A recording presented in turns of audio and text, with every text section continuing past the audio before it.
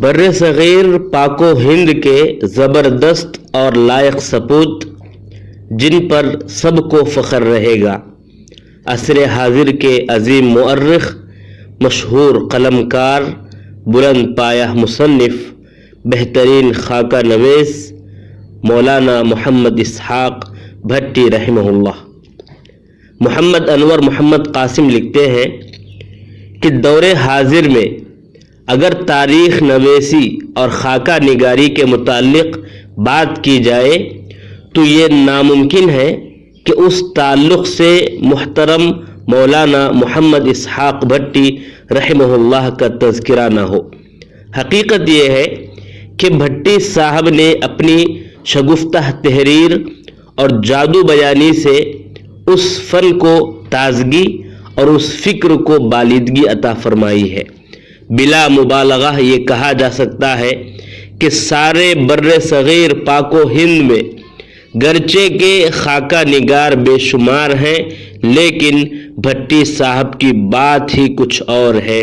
ہیں اور بھی دنیا میں سخنور بہت اچھے، کہتے ہیں کہ غالب کا ہے انداز بیاں اور۔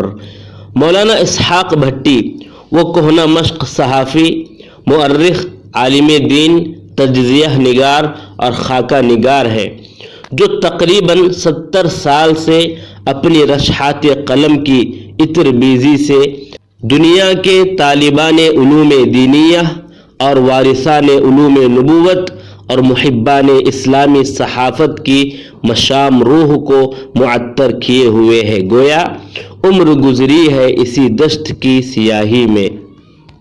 آپ نے 70 سال اپنی زندگی کے لوح و قلم کی خدمت میں لگا دیا اور اس عرصہ میں کم و بیش 50,000 سے زائد صفحات آپ نے تحریر کیے۔ گویا کچھ قمریوں کو یاد ہے، کچھ بلبلوں کو یاد، چمن میں ہر طرف بکھری پڑی ہے داستاں میری۔ پنجاب میں آباد ہو گئے۔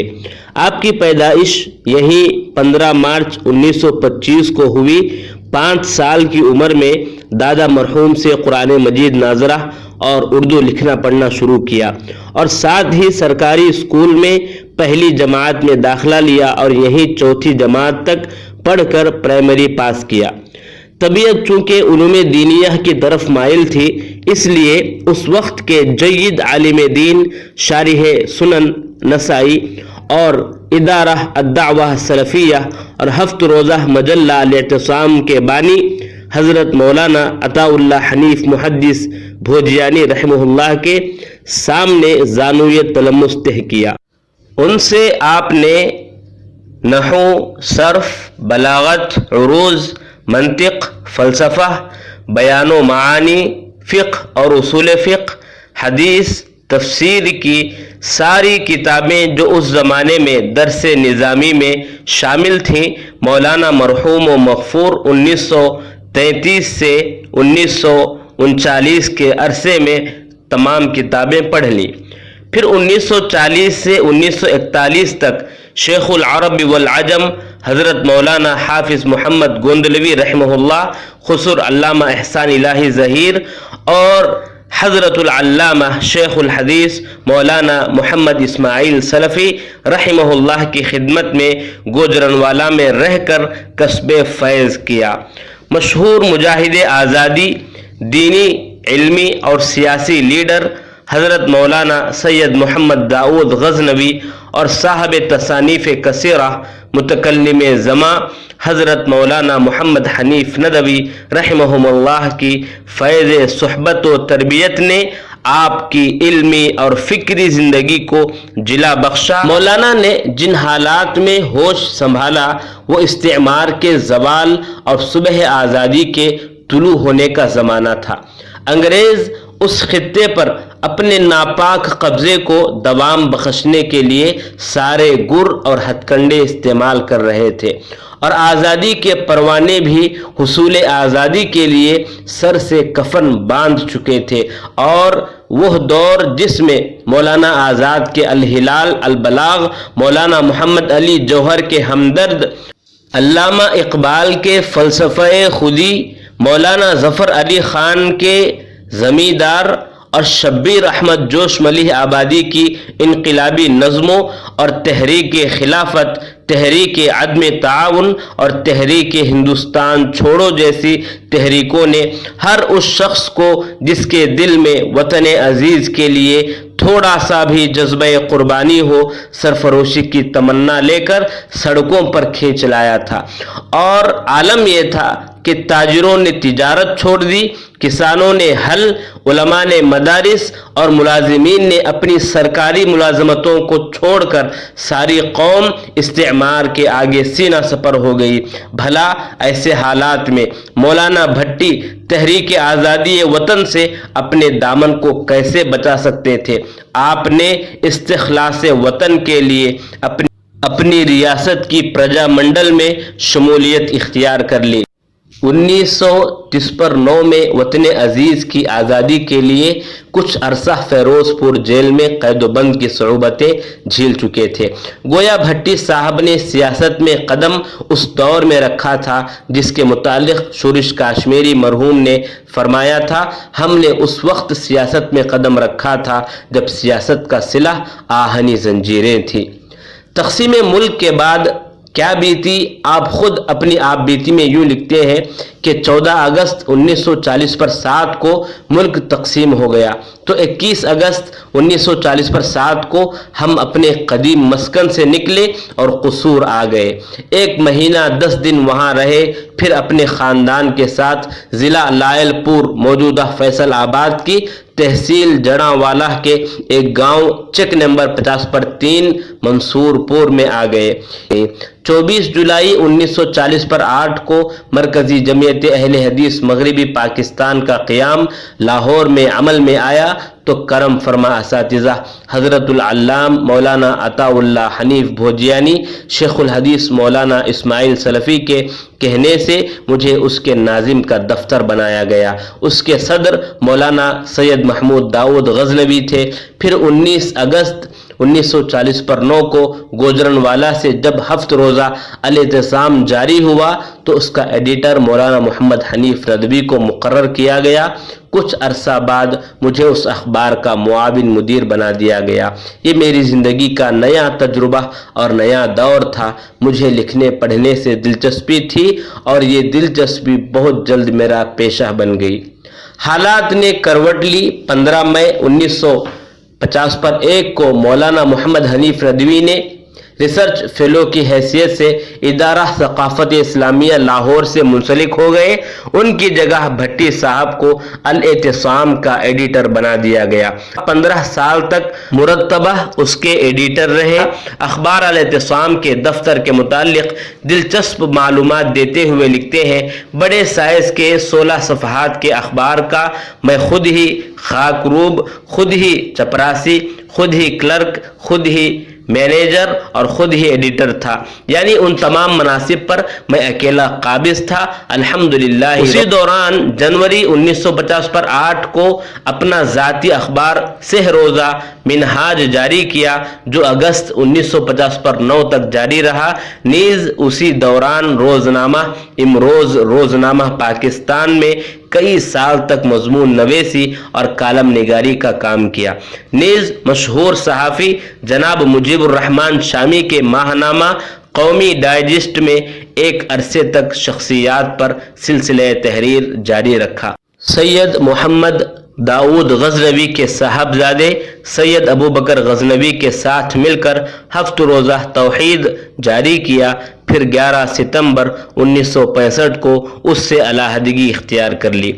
12 اکتوبر 1965 کو مشہور اسلامی تحقیقی ادارہ ثقافت اسلامیہ نے بغیر کسی درخواست کے ریسرچ اسکالر کی حیثیت سے آپ کی خدمات حاصل کر لی۔ یہ وہ ادارہ ہے جو بر صغیر کے معروف محققین کا مرکز تھا، جن میں اس ادارہ کے ڈائریکٹر شیخ محمد اکرام، مولانا محمد حنیف ندوی، سید جعفر شاہ پھلواری، رئیس احمد جعفری وغیرہ یہ تمام شامل تھے۔ یہ ایک نیم سرکاری ادارہ تھا جس میں بھٹی صاحب کو خالص تحقیقی میدان سے واسطہ پڑا۔ آپ کے لیے یہ علم کی نئی وادی تھی جس میں آپ کو قدم رنجہ ہونے کا موقع ملا۔ اس ادارے میں آ کر بھٹی صاحب کے علمی جوہر ایسے کھلے کہ میدان تحقیق کے متوالوں کے لیے علم کا ایک دبستان وجود میں آ گیا۔ اس ادارے سے آپ 32 سال وابستہ رہے۔ اپنے جو تحقیقیں کی اور جو ترجمہ کیے اور جو تعلیقات چڑھائے ان کی چند باتیں ہم کرتے ہیں۔ نمبر 1، الفہرست۔ محمد بن اسحاق بن ندیم الوراق البغدادی 391 ہجری میں جن کا انتقال ہوا، ان کی عربی تالیف ہے جو بہت سے علوم و فنون اور ان کی تاریخ پر مشتمل ہے۔ 914 صفحات پر مشتمل اس کتاب کا آپ نے ترجمہ کیا، بے شمار مقامات پر حواشی لکھے اور اشاریہ بنایا۔ یہ کتاب 1960 پر 9 میں ادارہ سے چھپی۔ نمبر 2، فقہائے ہند و پاک 10 جلدوں میں 3530 پر 4 صفحات پر مشتمل اس کتاب میں آپ نے پہلی صدی ہجری سے لے کر 13ویں صدی ہجری تک فقہ بر صغیر کے علماء و فقہا کے بارے میں اردو میں لکھی گئی۔ یہ کتاب اپنے موضوع کی واحد کتاب ہے۔ نمبر 3، بر صغیر میں اسلام کے اولین نقوش، صفحات 224، طبع 1980 پر 9۔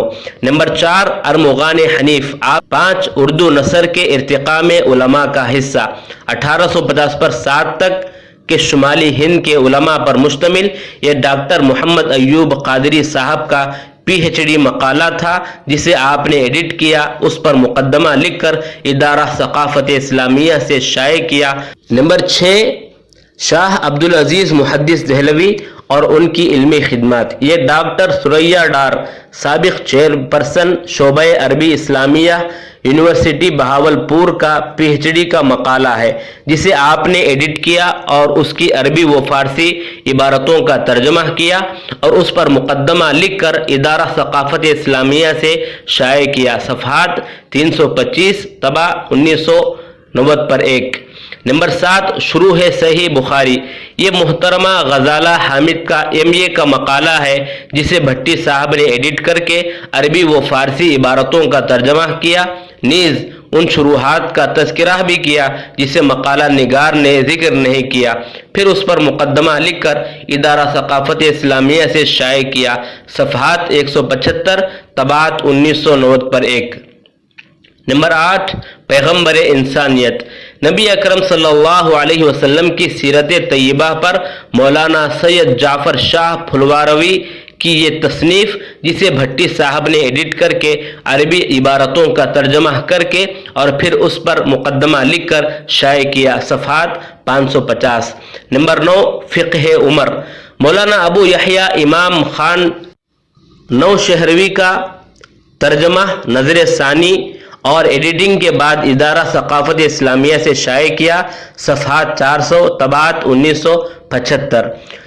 نمبر 10، ماہنامہ المعارف۔ یہ ادارہ ثقافت اسلامیہ سے نشر ہونے والا ماہانہ رسالہ تھا جس میں خالص تحقیقی مقالات شائع ہوتے تھے۔ بھٹی صاحب اس علمی مجلے کے 22 سال ایڈیٹر رہے۔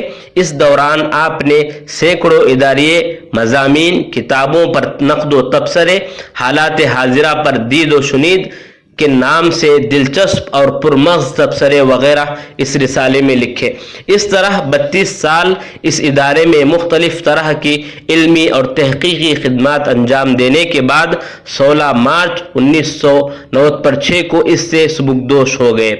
ادارہ ثقافت اسلامیہ میں ملازمت کے 32 سال کے عرصے میں بھٹی صاحب نے ادارہ سے ہٹ کر اپنے طور پر جو کتابیں تصنیف کی، اگر ان کے بارے میں ہم تفصیل جانیں تو نمبر 1، جمع و تدوین قرآن، مقالہ برائے اردو، دائرہ معارف اسلامیہ، پنجاب یونیورسٹی، طباعت 1976۔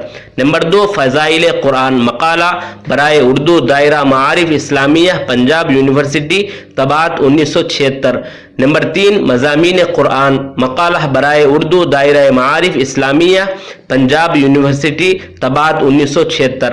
نمبر 4 واقعات و قصص قرآن طباعت 1976۔ نمبر 5 اعجاز قرآن طباعت 1976۔ ان مقالات کے علاوہ متعدد موضوعات پر اردو دائرہ معارف اسلامیہ پنجاب یونیورسٹی کی مختلف جلدوں میں 30-32 مقالات شائع ہوئے۔ قصوری خاندان نمبر 5 اس کتاب کا تعلق مشہور وکیل اور مجاہد آزادی حضرت مولانا عبدالقادر قصوری مرحوم اور ان کے فرزندان گرامی مجاہد آزادی مولانا محی الدین احمد قصوری والد معین الدین قریشی سابق نگراں وزیر اعظم پاکستان مولانا محمد علی یمیہ قصوری مولانا احمد علی قصوری اور میاں محمود علی قصوری مرحوم والد خورشید احمد قصوری سابق وزیر خارجہ پاکستان کے تذکرے ملک و ملت اور وطن عزیز کے لیے ان کی ناقابل فراموش خدمات پر مشتمل ہے۔ صفحات 802۔ ادارہ ثقافت اسلامیہ سے علیحدگی اختیار کرنے کے بعد آپ کی جو کتابیں ہیں آئیے ان کے بارے میں جانتے ہیں۔ نمبر 1 لسان القرآن جلد سوم، یہ کتاب قرآن مجید کی توضیحی لغت کے متعلق ہے۔ اس کی پہلی اور دوسری جلد مولانا محمد حنیف ندوی کی تحریر فرمودہ، ان کی وفات کے بعد بھٹی صاحب نے اس کتاب کی تکمیل فرمائی ہے۔ صفحات 240-3۔ نمبر 2 چہرہ نبوت قرآن کے آئینے میں، قرآن کریم کی روشنی میں رسول اکرم صلی اللہ علیہ وسلم کی سیرت طیبہ صفحات 326۔ نمبر 3 میاں فضل حق اور ان کی خدمات، یہ کتاب شخصیات کے ذیل میں آتی ہے جیسا کہ کتاب کے نام سے ہی ظاہر ہے۔ صفحات 240-3 طباعت 1909-7۔ نمبر 4 نقوش عظمت رفتہ، مختلف شخصیات کے تذکروں کا مجموعہ، صفحات 640 طباعت 1996۔ 5 بزم ارجمندہ، مجموعہ شخصیات، 630 صفحات طباعت 1909۔ کاروان سلف، تذکرہ شخصیات، صفحہ 520-7 طباعت 1999۔ قافلہ حدیث، منتخب شخصیات کا دلچسپ تذکرہ، صفحات 640-5 طباعت 2003۔ اسلام کی بیٹیاں، بہت سی صاحب عزم تاریخی خواتین کا تذکرہ، صفحات 560 طباعت 2003۔ بر صغیر میں اہل حدیث کی آمد، صفحات 840-3 طباعت 2002۔ لشکر اسامہ کی روانگی، ڈاکٹر فضل حق الہی صاحب کی عربی کتاب کا ترجمہ، صفحات 126۔ سیدنا ابوبکر صدیق، سیرت صدیق پر محمد حسین ہیکل مصری کی عربی کتاب کا اردو ترجمہ۔ ریاض الصالحین حدیث کی مشہور ضخیم کتاب کا اردو ترجمہ مع حواشی 2 جلدوں میں۔ ارمغان حدیث، معاملات سے متعلق 100 منتخب احادیث کا مجموعہ مع ترجمہ اور حواشی، صفحات 400۔ سوانح قاضی محمد سلمان منصور پوری، سیرت نبوی کی مشہور کتاب، رحمت للعالمین کے نامور مصنف، علاوہ ازیں کئی ایک کتابوں کے مصنف اور سابق ریاست پٹیالہ کے سیشن جج علامہ محمد سلمان منصور پوری رحمہ اللہ کے حالات زندگی کا حسین مرقع۔ سوانح صوفی عبداللہ، مدرسہ دارالعلوم مامو کانجن کے بانی، مشہور مجاہد آزادی اور بزرگ حضرت صوفی عبداللہ کے سوانح حیات، صفحات 540۔ میاں عبدالعزیز مالواڑ، بر صغیر کی مشہور سیاسی اور سماجی شخصیت میاں عبدالعزیز مالواڑ کا سوانحی خاکہ۔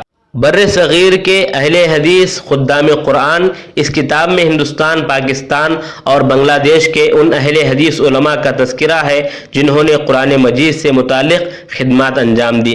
محفل خردمنداں، مختلف علمی و ادبی شخصیات کے خاکوں کا مجموعہ، صفحات 200۔ دبستان حدیث، بر صغیر کے ان اہل حدیث علماء کرام کا تذکرہ جنہوں نے حدیث یا شروح حدیث کا یا فتاوی پر کام کیا یا تدریسی خدمات انجام دی۔ خلاصے کے طور پر خود آپ کی یہ تحریر کافی ہے کہ میری اب تک کی تحریرات حسب ذیل نوعیت کی ہیں: تصانیف و تراجم، اخباری مضامین و مقالات، اخباری اداریے اور شذرات، بے شمار کتابوں پر تبصرے، بہت سی کتابوں پر مقدمات۔ یہ تمام تحریریں اگر کتابی سائز میں منتقل کی جائیں تو 40,000 سے زائد صفحات پر مشتمل ہوں گی۔ ریڈیو کی 35-34 سال کی تقریروں کے بے شمار صفحات اس کے علاوہ ہیں۔ متعدد کتابوں کی ایڈیٹنگ ادارت بھی اس میں شامل نہیں۔ یہ تھی بھٹی صاحب کی کتابوں کی کچھ تفصیل جو آج الحمدللہ دنیا کے کونے کونے میں پہنچی ہوئی ہیں، جو کہ قارئین کو نہ صرف متاثر کرتی بلکہ سب کو کھینچ لیتی ہیں۔ گویا کہ بقول متنبی وَمَا الدَّهْرُ إِلَّا مِن رُوَاةِ قَصَائِدِ إِذَا قُلْتُ شِعْرًا أَصْبَحَ الدَّهْرُ مُنشِدًا۔ زمانہ بھی صرف میرے ہی قصائد کا راوی ہے۔ جب میں کوئی شعر کہتا ہوں تو سارا زمانہ اسی کو گنگنانے لگتا ہے۔ 25 دسمبر 1965 یکم رمضان المبارک کو ریڈیو پاکستان لاہور سے بھٹی صاحب کی پہلی تقریر نشر ہوئی۔ اس کے بعد ریڈیائی تقریروں کا ایک سلسلہ چلا۔ کبھی کبھی ایک دن کے مختلف پروگراموں میں 3 تقریریں بھی آپ کی ہوئی ہیں۔ کبھی پنجابی پروگرام، کبھی صراط مستقیم، کبھی آیات بینات، کبھی فوجیوں کا پروگرام، کبھی کتابوں پر تبصرے، کبھی سوہنی دھرتی، کبھی کسی مذاکرے میں شمولیت، کبھی اور کوئی پروگرام۔ ایک مرتبہ ریڈیو پاکستان لاہور کی طرف سے ہفتہ حدیث منایا گیا۔ اس کے ارباب انتظام نے 7 مقرروں کو چنا، جن میں سے ایک بھٹی صاحب بھی تھے۔ ہر تقریر کا دورانیہ 35 منٹ کا تھا۔ بھٹی صاحب نے حدیث کی جمع و تدوین عہد نبوی میں کے موضوع پر 1 گھنٹہ تقریر کی۔ یہ تقریر متعدد مرتبہ ریڈیو سے نشر ہوئی۔ ایک مرتبہ مسلسل 15 روز کا سیرت پروگرام دیا گیا، جس میں بھٹی صاحب کو سیرت نبوی کی مشہور کتاب رحمت للعالمین کی تلخیص پیش کرنی تھی۔ یہ روزانہ 20 منٹ کا پروگرام تھا۔ پھر اسی پروگرام کو اسی انداز سے پنجابی میں پیش کرنے کو کہا گیا۔ اس پروگرام کو اردو اور پنجابی دونوں زبانوں میں بھٹی صاحب نے بہترین انداز میں پیش کیے۔ ریڈیو پاکستان لاہور نے زندہ تابندہ شروع کیا تو اس کے منتظمین نے بھٹی صاحب سے اصرار کیا کہ وہ اس پروگرام میں اہم فوت شدہ شخصیات کا تذکرہ کریں۔ موصوف نے مسلسل 45 دن یہ پروگرام کیا اور اس میں شیخ الکل فی الکل میاں نذیر سید نذیر حسین دہلوی رحمہ اللہ، مولانا شرف الدین دہلوی، مولانا عبدالجبار کھنڈیلوی، حافظ عبد المنان وزیر آبادی، مولانا عبدالجبار غزنوی رحمہ اللہ جیسی متعدد شخصیات کا تذکرہ فرمایا۔ بھٹی صاحب کو پہلی مرتبہ 27 جولائی 1972 کو ٹی وی پر بصیرت پروگرام کرنے کی دعوت دی گئی۔ اس کے بعد بارہا آپ نے ٹی وی پر متعدد پروگرام پیش کیے۔ شرعی عدالت کی طرف سے بھٹی صاحب کو اطلاع آئی کہ وہ آپ کو اہم شرعی مسائل میں مشیر مقرر کرنا چاہتی ہے، لیکن آپ نے یہ کہتے ہوئے انکار کر دیا کہ اس سے میری تصنیفی کاموں میں رکاوٹ پیدا ہوگی۔ ایک مرتبہ خود اسلامی نظریاتی کونسل کے چیئرمین اور بھٹو دور کے سابق وفاقی وزیر مولانا کوثر نیازی مرحوم نے بھٹی صاحب سے ان کے دفتر ادارہ ثقافت اسلامیہ میں آ کر آپ سے کونسل کی رکنیت قبول کرنے کے لیے اصرار کیا۔ یہ عہدہ جس کے حصول کے لیے سب منتظر رہتے ہیں، لیکن آپ نے اس کو اپنی علمی مشغولیتوں کے پیش نظر معذرت کر لی۔ یہ تھے بھٹی صاحب کے کچھ مختصر حالات۔ آپ نے اپنی عمر عزیز کا ایک ایک لمحہ دین اسلام کی خدمت، جماعت اہل حدیث اور رجال اہل حدیث کی تاریخ نویسی میں لگا دیا۔ کئی ایک علماء ایسے ہیں جن کی تحریروں سے دنیا متاثر ہے، لیکن جب صاحب تحریر سے ملاقات کی تو وہ عبوساً قمطریرہ اور انتہائی خشک مزاج ثابت ہوئے۔ لیکن ہمارے یہ ممدوح اپنی تحریر کے سچے سفیر ہیں۔ جس طرح ان کے قلم کا زعفران زار ہے، اسی طرح آپ بھی نہایت سادہ اور شگفتہ مزاج ہیں۔ سچی بات تو یہ ہے کہ ایسے خوش طبع لوگ بار بار پیدا نہیں ہوتے۔ شاید اسی لیے میر نے کہا، پیدا کہاں ہے ایسے پراگندہ طبع لوگ، افسوس تم کو میر سے صحبت نہیں رہی۔ 2008 کو جمعیہ احیاء التراث الاسلامی قرطبہ کے پروگرام ہال میں ایک خصوصی اجلاس منعقد کیا گیا۔ ہال میں حاضرین کھچا کچ بھرے ہوئے تھے۔ لوگ بھٹی صاحب کو دیکھنے اور ان کی گفتگو کو سننے کے لیے امڑ پڑے تھے۔ شوق کا عالم یہ تھا کہ گویا آہٹ پہ کان در پہ نظر، دل میں اشتیاق، کچھ ایسی بے خودی ہے تیرے انتظار میں۔ اس مبارک اجتماع میں دینی، دعوتی اور رفاہی کاموں کی عالمی تنظیم جمعیت احیاء التراث الاسلامی کے رئیس اور قافلہ خیر کے میر کارواں فضیلۃ الشیخ طارق سامی سلطان العیسیٰ حفظہ اللہ نے مرکز دعوت الجالیات کی جانب سے مؤرخ اہل حدیث کے خطاب والی شیلڈ محترم مولانا اسحاق بھٹی رحمہ اللہ کو دیا گیا۔ آخر میں اللہ سے دعا ہے اللہ تبارک و تعالی آپ کے خدمات کو قبول فرمائے اور جنت الفردوس میں اعلیٰ مقام عطا فرمائے، آمین یا رب العالمین۔